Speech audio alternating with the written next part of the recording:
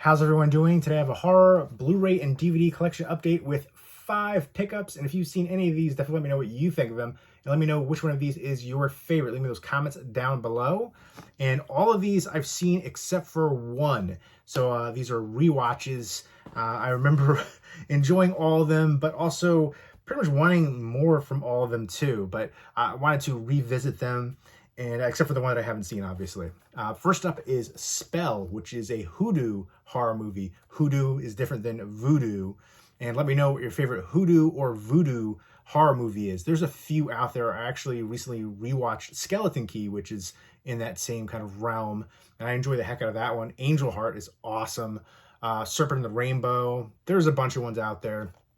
This one has Omari Hardwick, who is a ghost in the TV show Power. You also have Loretta Devine, who is a really good character actress.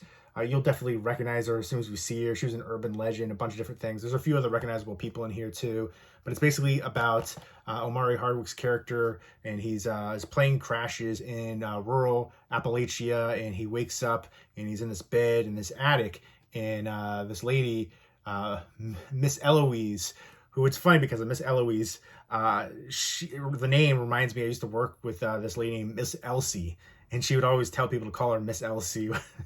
What a character she was, but I digress. Miss Eloise has a hoodoo doll, and she's saying she's going to nurse him back to health, but he's not getting better, he's getting worse, and he's got to try to break the hoodoo spell and save his family and get out of there. I thought this one was effectively creepy and atmospheric, and I like the hoodoo aspect, but I remember wanting a little bit more from it. It's, low budget, lower scale, but still enjoyable. You've got a bunch of special features in here, 15 deleted scenes, alternate opening and ending, the art of hoodoo, over an hour of bonus features. I appreciate, what they were doing with this one. I think I just want a little bit more from it, but I want to revisit it. And again, there's not a lot of hoodoo voodoo movies out there that are good. There are a bunch out there, but I feel like there's, I'm going to say a small handful that are really worth checking out. And I think this one is worth checking out. And that's why, I want to revisit it. And the director here, Mark Tonderi, he directed House at the End of the Street with Jennifer Lawrence, which I remember enjoying that one, but also, I remember the eyes, there's the twist there, right? If I can remember correctly, it's been a while. I want to revisit that one too. Just popped in my mind. Next up is The Toll. And this was a low budget one too. This one is from Paramount. This one is a Lionsgate title. Lionsgate has done a lot of low budget horror, especially a lot of ones that are direct to DVD and DVD only releases. There's a movie called Hole in the Ground, which is an Irish horror movie that I never hear anybody talk about. I really enjoyed that one. It came out a year or two ago, and it has to do with the changeling mythology. But I enjoyed that one, and there's a few other good ones too. But this one is really, atmospheric, again, low budget, lower scale, but again, effective, and had some creepy moments in here too. It's about this woman who gets this ride share service, and she's trying to find her father's house in the middle of nowhere. And then, he's kind of awkward, and she's not sure if she can trust them, and the paranoia aspect is there. And then the car gets stuck in the road, really a remote area. And then all these weird things start happening, and they realize there's a supernatural force there, and they're gonna have to pay the toll man. And, there will be a deadly toll to be paid. And I remember it being better than I was expecting it to be. It kind of reminded me a bit of Wind Chill, a little bit of Carnival of Souls, but a different kind of area than that. And then there's Dead End, those kind of ones, but a little bit different than those ones, but a little bit more like Wind Chill. I didn't really like Wind Chill. I know a lot of people really enjoyed that one, but it wasn't really for me. But yeah, I just liked how atmospheric and moody this one was, and the paranoia aspects. It was better than I was expecting it, but it also left me wanting a little bit more from it. But time for a revisit. Then next up is the lone movie that I haven't seen. This is the start of the DVD releases here that I picked up. And this is called Carmilla. And it's a film from Emily Harris. And this is based off of the 1872 Gothic vampire novella by Joseph Sheridan Le Fanu. And so it looks like it's going to be a vampire love story, because it looks like it's going to be between these two girls right here. And I don't know too much else about it. I do know this is a release from Film Movement, which is a company I really enjoy, especially Film Movement Classics. They have some really awesome releases. Like I've talked about Film Movement Classics a bunch of times before. They have some awesome films that I've really enjoyed. I think my two favorites are two New Zealand films. Once Were Warriors and then A Quiet Earth. But they have a bunch of really good films, and even their regular Film Movement line. Again, they have a lot of international independent films, and they usually have like bonus films too on there, like shorts. So I really enjoyed what I've seen from them. So I'm looking forward to checking this one out. Looks like there's gonna be some mystique and intrigue, and an Angelou character, it looks like, and just the romance, but then the gothic aspect and the vampire aspect. So vampire romance, it's been done before. There's some good vampire movies with the romance aspect going on. But yeah, let me know what your favorite vampire movie of all time is, and one that you would consider to be underrated. Again, I always mention 30 Days of Night, From Dusk Till Dawn. Again, 30 Days of Night utilizing the extended periods of darkness in Barrow, Alaska. The blood pops in the white snow. The vampires just gritty, dirty, nasty, raw. Ben Foster's a stranger character. They didn't cop out at the ending. And From Dusk Till Dawn is just a fun ride from Robert Rodriguez.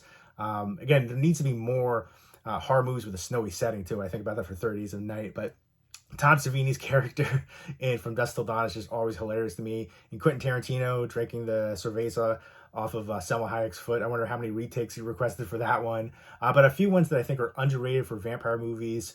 Thirst, the Korean horror movie with the same director from Old Boy. I feel like that one still flies under the radar, even though it's got a really well-known director attached to it. And again, Old Boy is very popular worldwide. Definitely check out that one over the remake. But also the remake maybe brought some other, audiences in that didn't necessarily know about it initially, the original. Hopefully they checked out the original too. But then you also have a Stephen King adaptation called Night Flyer, a really good one that flies under the radar, pun intended. That one deserves a Blu-ray release for sure. And then there's a found footage one called Afflicted. And I never hear anybody talk about Afflicted. I always try to mention it, but I really enjoy the heck out of that one. So there's a few different underrated vampire movies that I would recommend. Let me know what your favorite low-budget horror movie is. There's a lot of ones that, Evil Dead, of course, is huge, but maybe some more underrated low-budget horror movies. And then next up is Silent Night. And this one was really interesting. Better than I was expecting it to be initially from the trailers and stuff like this. There's some darkly comedic moments in here. And it's basically kind of like a post-apocalyptic tale set around Christmas time. And I like the cast a lot here too. Keira Knightley, Matthew Good, and then you got Roman Griffin Davis, the young kid from Jojo Rabbit.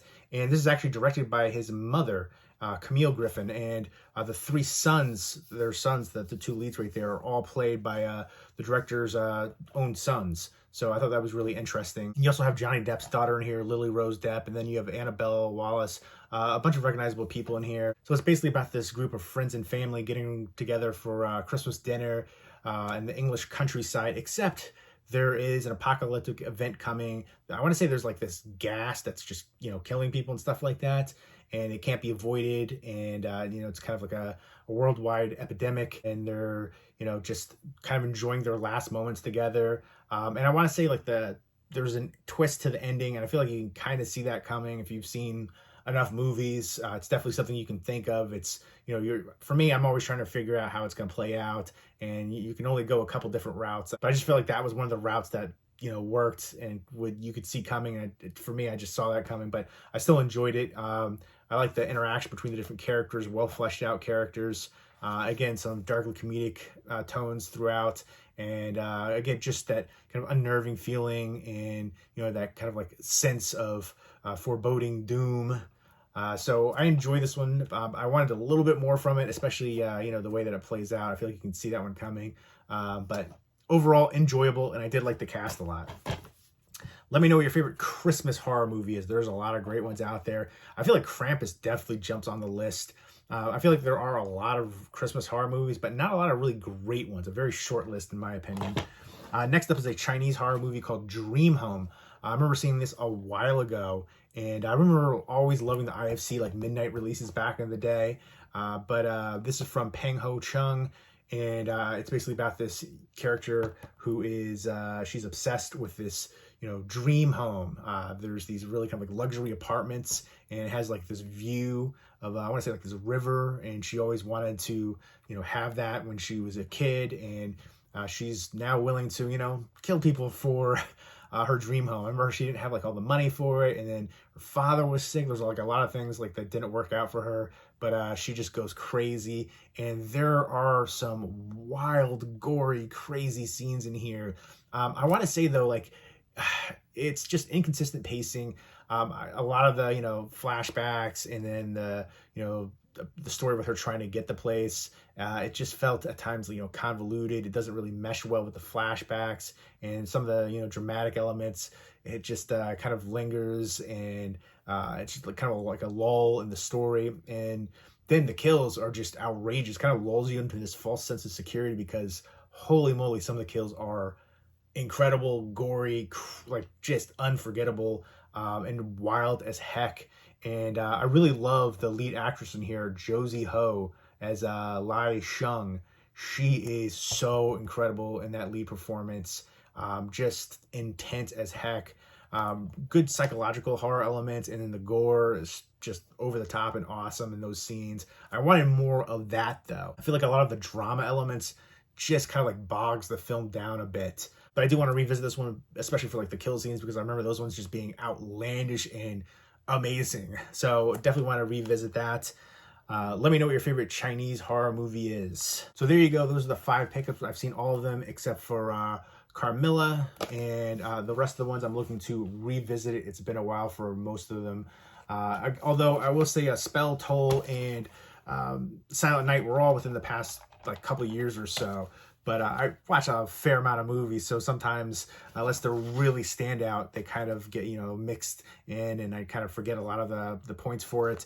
And some of them I just remember wanting to like revisit, and that's the case for these ones. Dream Home was a while ago, but Josie Ho was so friggin' incredible in the lead right there. But let me know if you've seen any of them and what you think of them, and let me know which one of these is your favorite. Leave me those comments down below, and I hope everybody's doing well. Take care, and keep it spooky.